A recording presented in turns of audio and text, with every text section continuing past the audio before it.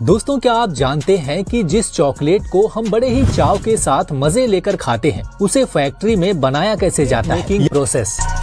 दोस्तों, अगर बात करें चॉकलेट की तो ये बहुत समय से चलता आ रहा है और लोग लगभग 4000 सालों से चॉकलेट खाते आ रहे हैं। बस फर्क इतना है कि पुराने टाइम पे लोग इसका उपयोग औषधि के रूप में या फिर धार्मिक अनुष्ठानों के रूप में करते थे, पर आज के टाइम पर तो चॉकलेट खाना एक फैशन सा बन गया है, जिसकी वजह से हर साल लगभग 30 लाख टन चॉकलेट पूरी दुनिया में बेचा जा रहा है। आपको बता दें कि चॉकलेट की शुरुआत अमेरिका के मैक्सिको शहर से हुई थी और वहीं पर सबसे पहले कोकोआ के वृक्ष पाए गए थे और आज के टाइम में पूरी दुनिया भर में सबसे ज्यादा कोकोआ के पेड़ अफ्रीका के अंदर पाए जाते हैं, क्योंकि यहाँ पर इन पेड़ों के लिए अच्छा वातावरण है। तो चलिए जानते हैं कि इन कोकोआ पेड़ों की मदद से चॉकलेट को आखिर बनाया कैसे जाता है। दोस्तों, इसे बनाने की शुरुआत होती है इन्हीं कोकोआ के फलों से। जब कोकोआ के ये फल अच्छी तरह से पक जाते हैं और इनके अंदर बीन्स अच्छी तरह से बन जाते हैं, तो फिर इन फलों को एक एक करके तोड़ लिया जाता है और फिर इन फलों को 2 टुकड़ों में तोड़कर इनके अंदर से बीजों को बाहर निकालकर एक बड़े से कंटेनर में इकट्ठा कर लिया जाता है। उसके बाद इन सभी बीजों को एक स्पेशल बॉक्स के अंदर रखकर इन्हें 3 से 9 दिनों के लिए ढककर रख दिया जाता है, जिससे कि उसके अंदर मौजूद पल्प बीजों से अलग हो जाते हैं और उसके अंदर मौजूद बैक्टीरिया भी खत्म हो जाते हैं,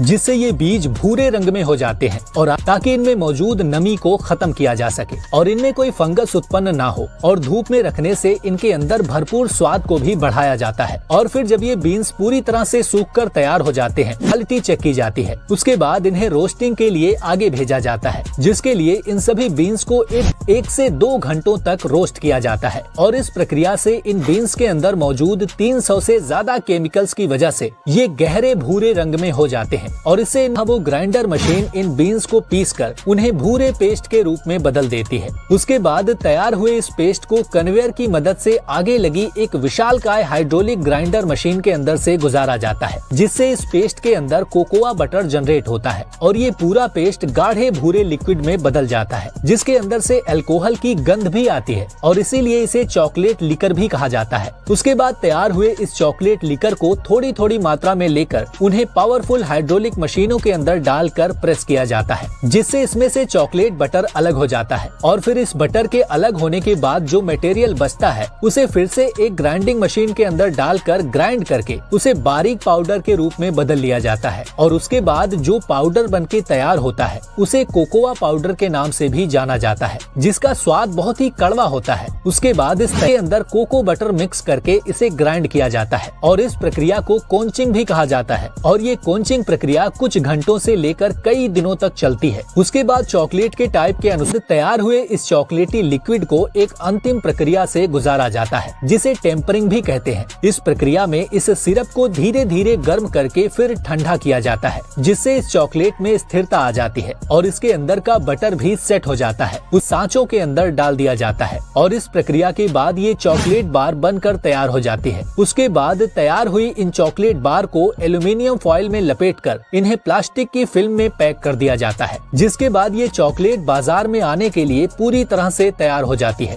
दोस्तों, क्या आपको भी चॉकलेट खाना पसंद है? अगर हाँ, तो कौन सी चॉकलेट आपको सबसे ज्यादा अच्छी लगती है? कमेंट में जरूर बताएं और अगर आप चॉकलेट नहीं खाते तब भी कमेंट में नो लिखकर जरूर बताएं।